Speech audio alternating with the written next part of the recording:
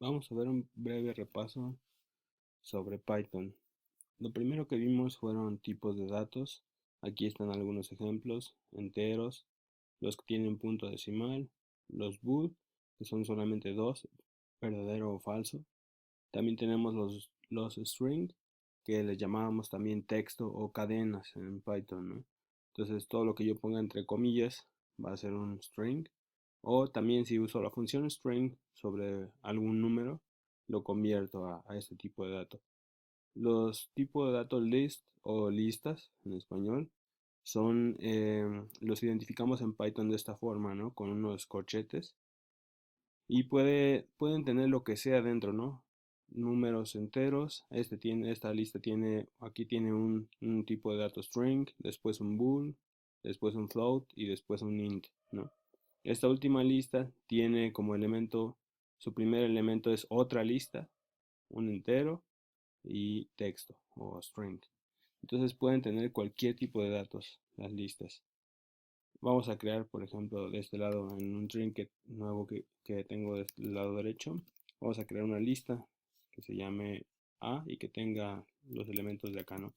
Hola, va a tener también true, menos 0.5 y va a tener 4.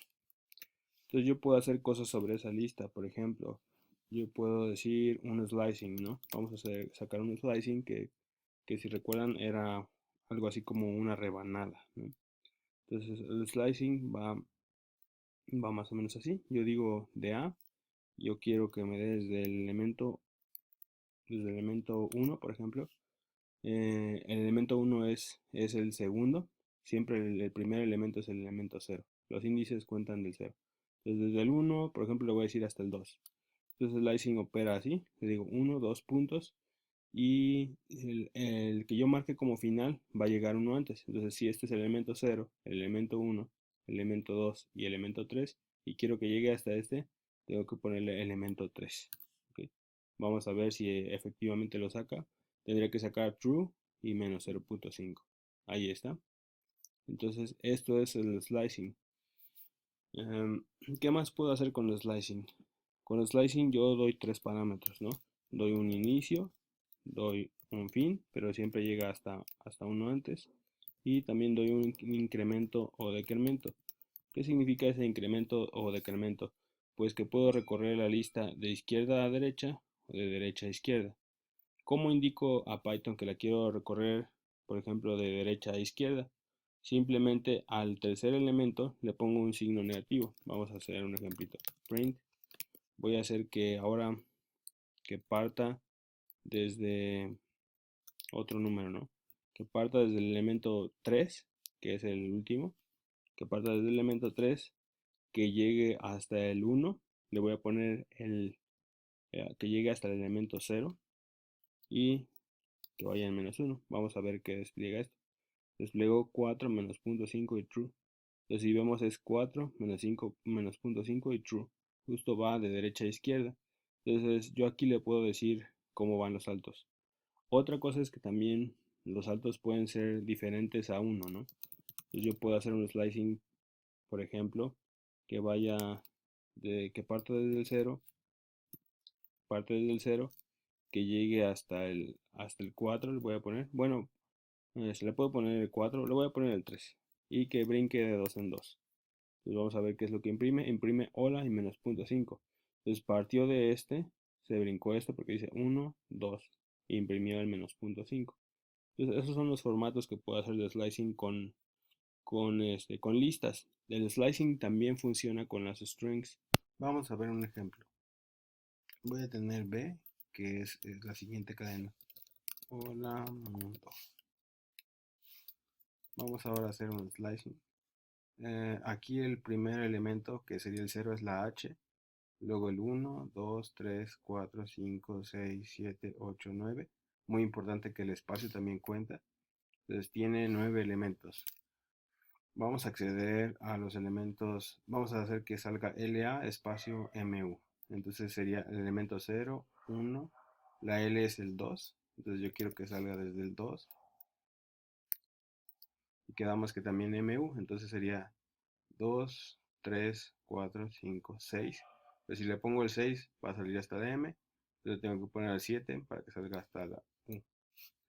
Vamos a ejecutarlo. Y ahí está LAMU. Entonces el slicing funciona en forma semejante a lo de arriba, solamente que también para las strings, ¿no? Esta es una string.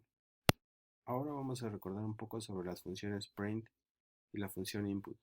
Primero, la función print aquí en Trinket eh, se opera más o menos semejante a cómo funciona en Python 2. Es decir, no lleva paréntesis. En Python 3, si no le ponemos los paréntesis, nos debería de marcar un error.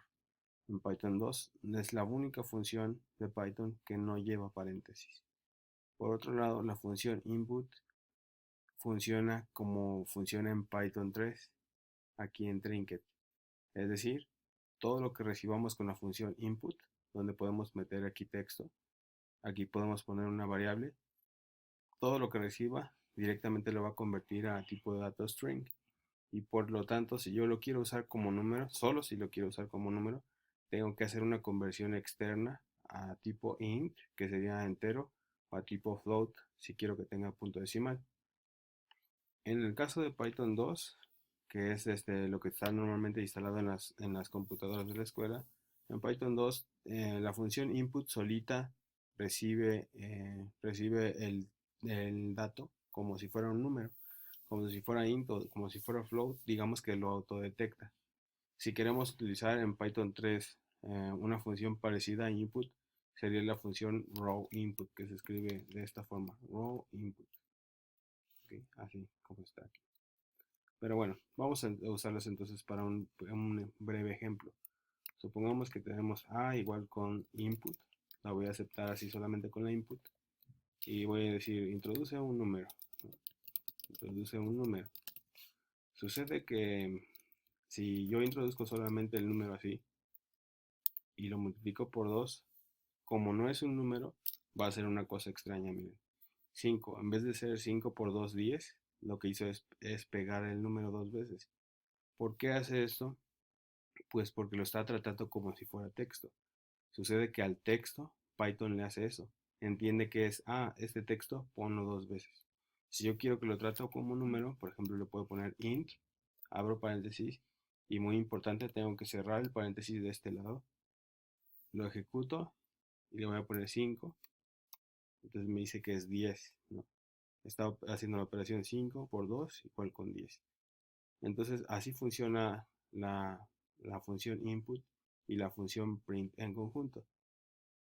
Para la función print hay varios formatos que puedo usar. Puedo poner el producto es, después una coma y aquí pongo la operación, ¿no? A por 2. Entonces yo escribo aquí 5 y me sale este texto, ¿no? El producto es 10.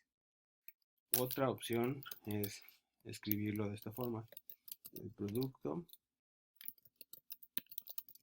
es punto format y abro y cierro paréntesis. Entonces aquí donde quiero que salga el número, abro y cierro llaves, llaves, ¿okay? No corchetes ni paréntesis, sino llaves. Entonces abro y cierro llaves y aquí pongo lo que quiero que aparezca acá. Entonces aquí pongo la cuenta A por 2 y eso va a hacer que esto aparezca aquí. Vamos a ejecutarlo. Le damos 5 y vemos que imprime 10 en ambos casos. Están ejecutándose los dos. Entonces estas dos formas pueden ser usadas. Hay más formas, pero estas son de las dos más comunes de usar el print. Y bueno, eso es en cuanto a las funciones input y la función print. Vimos algunos operadores. Hay distintos tipos de operadores. Los aritméticos son para hacer justo operaciones aritméticas que tienen que ver con multiplicación, división, cálculo del residuo, cálculo del cociente y también las potencias, ¿no? Hay también operadores de orden o llamados operadores de comparación que justo hacen eso, ¿no? Nos sirven para comparar dos números. Si el 5 es menor o igual que 4 o dos variables, ¿no? Y aquí están todos los operadores de comparación. También tenemos operadores de asignación que lo que hacen es tal cual. El 5 lo asigno a la variable A y así sucesivamente, ¿no? Para todos los operadores que están aquí abajo, se necesita que A tenga un valor previo. Si A no tiene un valor previo, Python como lo que hace es esto es el nuevo valor de A, va a ser el valor anterior de A módulo 5. Pero si A no tiene un valor anterior, Python me va a sacar un error diciendo que A no tenía un valor anterior. ¿Vale? Entonces hay que tener mucho cuidado con eso. Y bueno, también tenemos algunos operadores de identidad.